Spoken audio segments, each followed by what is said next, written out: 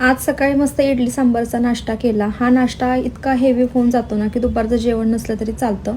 आज धनुच्या स्कूलमध्ये आम्ही गेलो होतो कारण त्याच्या स्कूल युनिफॉर्म भेटणार होते. ते घेऊन घरी आलो. अंगातले कपडे अजून व्यवस्थित घालायची ह्याला समजत नाहीत, पण हीच कपडे माझी आहेत म्हणून लपवून ठेवायचा अतोनात प्रयत्न ह्याचा चालू होता. आणि मी जाऊन बघितलं तर त्याने ब्लँकेट खाली हे ड्रेस सगळे लपवून ठेवले होते. घर घेतलं म्हणजे काय सगळं झालं असं होत नाही. घरामधल्या बऱ्याचशा गोष्टी आमच्या अजून पेंडिंग आहेत. बेडरूम आणि गॅलरीमधलं काम बाकी राहिले.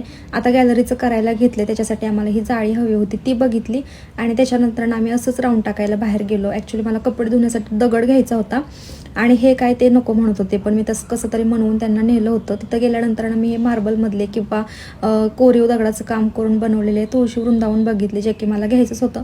एकाची प्राईस बघितली तर त्याची प्राईस 10,000 रुपये होती आणि तेच मला खूप जास्त आवडलं होतं. म्हटलं बाकी घेण्यापेक्षा आपण हे घेऊयात, घराला शोभासुद्धा येईल आणि आपलं मराठमोळंसुद्धा वाटेल, म्हणून हेच घेण्याचं फायनल केलं. बघू आता कधी घेणं होतं आहे ते, पण ह्यातलंच एक घेणार कधी घेतलं तर.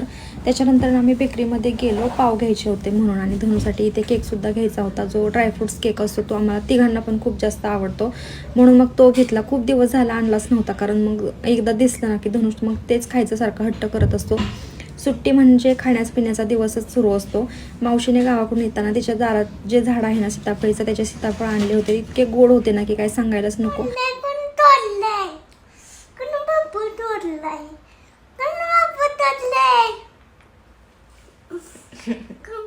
अरे नाही तोडलं तर तुझ काय तोडलं मम्मी पप्पाच्या नाही रे बाबू.